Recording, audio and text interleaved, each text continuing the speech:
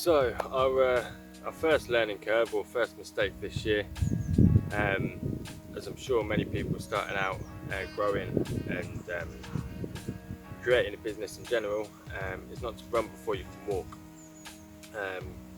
We kind of started off and still have the intentions to one, open it as an educational space, have workshops, things like that. We also want to grow veg for the local community, and also for wholesale to give to shops, distribute, and also online material, so blogs, articles, and so forth as part of the education side. The thing is, there's only so many hours in the day, and as a repercussion of taking on all these things, the monthly vlogs kind of don't get put out on time due to various reasons. Sometimes there's more things to prioritise, technology can break, various reasons. But yeah, basically, don't run before you can walk. Focus on one thing, get that organised, get that sorted, and then see what time you've got after that. So yeah, we'll be doing the vlogs and still doing the video material, obviously, but try not to put too much pressure on yourself. Rather than a passion, it can become stressful. But yeah, don't run before you can walk. So mistake or learning curve number 2. Limit the amount of seeds and varieties that you can grow, especially when starting out again. It can be quite exciting when you look through all the seed catalogues and see all the varieties, and you can get a bit carried away. We planted 72 varieties at the beginning of the year of different beans, peas, broccolis, cabbages, you name it, we tried to grow it. But yeah, we lost a lot in the process. Each plant obviously takes its own requirements, has its own needs, its own planting times. So yeah, again, it's a lot to keep on top of. It's a lot to research, it's a lot to keep your eye on. So we've narrowed it down now to about 10 crops, maybe 20 in the summer, that we can keep on a constant rotation.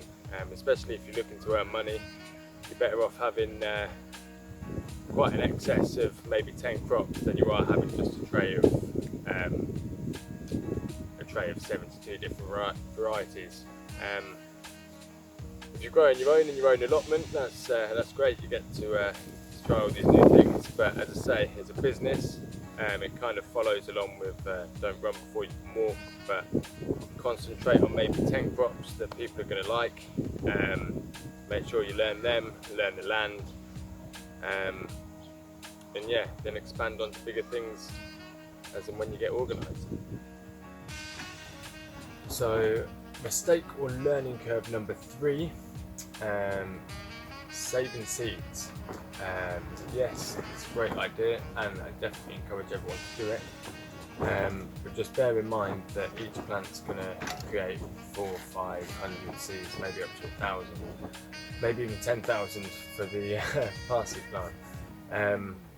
So yeah, just bear in mind that you may only need to save a couple of plants for next year's seeds. So yeah, it saves you money, so definitely worth doing. It's also interesting seeing how each plant has its life cycle. But yeah, just bear in mind how many seeds you get off one plant. We had this whole polytunnel filled with all sorts of seeds, and yeah, it's had its drawbacks. The problem with that is there's some of the seeds are drying out, they're falling on the floor, and obviously start germinating. So as we're planting new produce in,